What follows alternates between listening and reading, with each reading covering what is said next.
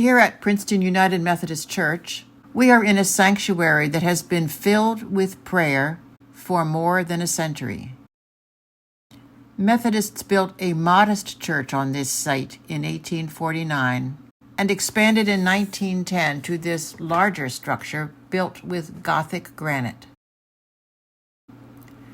The arts and crafts movement influenced the carved oak pews and the windows fashioned with opalescent glass to look like paintings. The balcony window, depicting St. George and the Dragon, was made in the studio of Louis Comfort Tiffany. But all of the windows carry spiritual messages. The four vertical windows inspiring our worship from left show the gospel writers Mark, Matthew, Luke, and John. The same windows, American-made by an unknown designer, are in the cathedral in Cologne, Germany. All the windows in this church have opalescent glass instead of the transparent glass found in medieval churches. Turn-of-the-century glass artists, influenced by such Renaissance painters as Botticelli, aimed for us to imagine we are looking out into a garden or another biblical scene. The Tiffany window is an allegory of good triumphing over evil. One St. George legend tells of a soldier who refused to worship pagan gods and was beheaded. This window honors Eddie Durrell, an engineering student in the 1880s, who died in his 20s from a brain aneurysm. His father was a South Jersey preacher who had made a fortune from investing in cranberry bogs. You can see his blue-green iridescent scales made from patented Favril glass. Our St. George and the Dragon window. When I ask little children if they want to see our dragon, they nod with a broad smile. They're never afraid because parents, and of course St. George, will protect them. By bravely venturing forth, children learn about art and about making sacrifices for your beliefs. Usually, we see St. George on a horse, killing the dragon. Here the sword is in his sheath.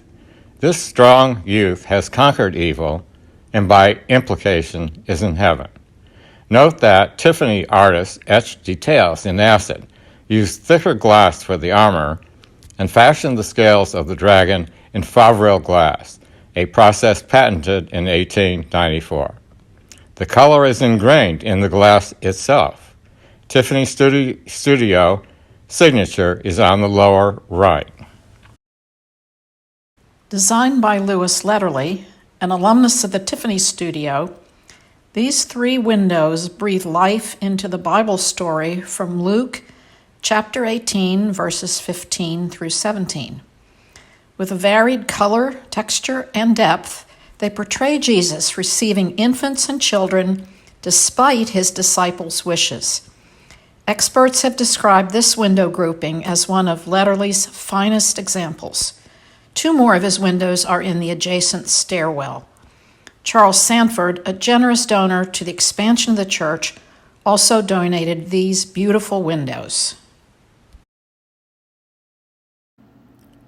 In this intimate chapel, made in the 1940s, are images of Jesus with hidden messages. Here, Jesus is knocking on a door with no handle. Why? Ponder the painting's title, Christ at Heart's Door. This picture of Jesus as the Good Shepherd reveals images from Psalm 23 that demonstrate God's love for us. The blue water, as in, He leads me beside the still waters. And the staff that shepherds use to rescue lambs that fall into a crevasse, as in, Thy rod and thy staff, they comfort me. We hope you found a blessing in these views of sacred art more than a century old.